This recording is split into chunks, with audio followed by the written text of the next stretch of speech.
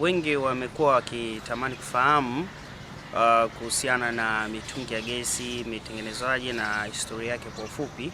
Mnamo karne ya 20, miaka ya 1910, mwanakemia mmoja Marekani anayeitwa Walter Snelling aliweza kugundua kwamba gesi ya propane na butane inaweza kugandamizwa, lakini baadaye akaenda mbali zaidi na mnamo mwaka wa 1913 aliweza kuanzisha kampuni yake na washirika wengine ambao ilifahamika kama American Gasoline Company, ambayo ilianza sasa kusambaza hizi gesi ambazo zinakuwa zimeshinikizwa kwenye silinda au mtungi na kuanza kuuzwa kwa ajili ya matumizi ya majumbani na sehemu nyingine zinazotumika kwa ajili ya shughuli za mapishi. Kwa mwaka 1960 mpaka na 70, gesi ilianza kuingia kwa kasi barani Afrika, ikiwemo pamoja na nchi ya Tanzania, na kuanza kutumika, na makampuni mengine yakaanza kuzaliwa au kuanza kuzalisha gesi hizi kwa ajili ya matumizi na kuwafikia watu wengi, ikiwa lengo ni kupunguza matumizi ya kuni na kuepuka uharibifu wa mazingira. Mtungi wa gesi umetengenezwa kwa kitu gani? Mtungi wa gesi ya kupikia umetengenezwa kwa material tunayoita hot rolled coil SG 295. Wengi watataka kufahamu hii SG 295 ni nini.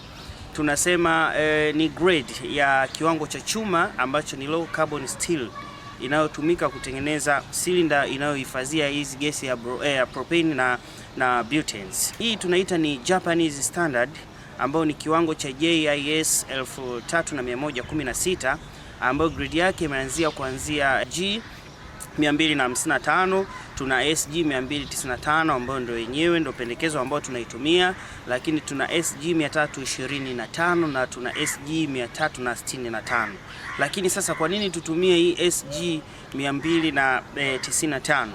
Tunasema SG ni safety for gas cylinders, lakini SG 295 tunasema ni kwa sababu ya kitu tunaita yield strength, kwa maana ya uwezo wake wa kutengeneza umbo lisiloweza kurudi kwenye umbo lake la awali. Lakini pia tunazungumzia tensile strength, kwa maana ya kuvutika, ile nguvu ya mwisho kuvutika pasipo kuvunjika, ambayo tunapima kwa kipimo tunachoita megapascals, kwa maana kuanzia megapascals 350 mpaka 600, hiki chuma kinaweza kufikia huko pasipo kuvunjika.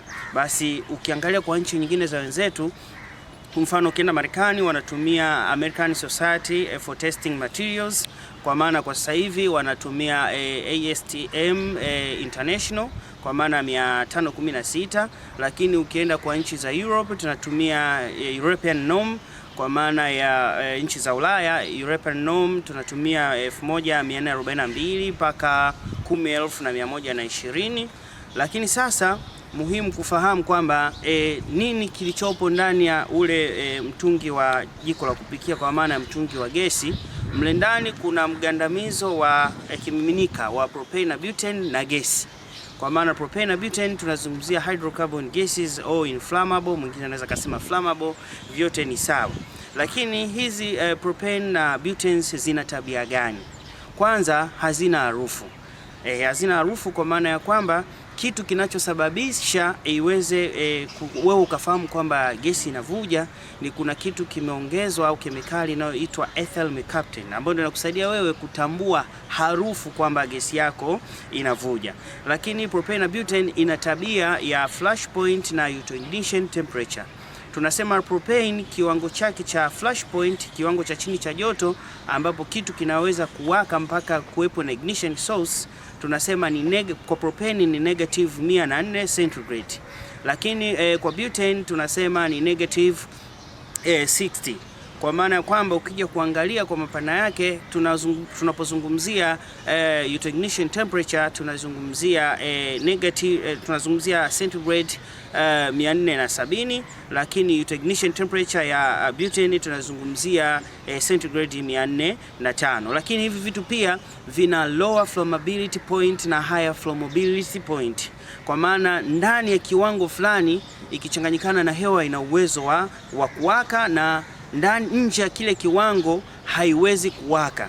kwa maana ya kwamba tunavyosema lower flammability point ya propane inaanzia 2.1 mpaka 9.5, lakini ukija kwenye upande wa butanes inaanzia 1.8 mpaka 8.4. Hizi ni baadhi ya tabia ambayo gesi ya propane na butane inazo.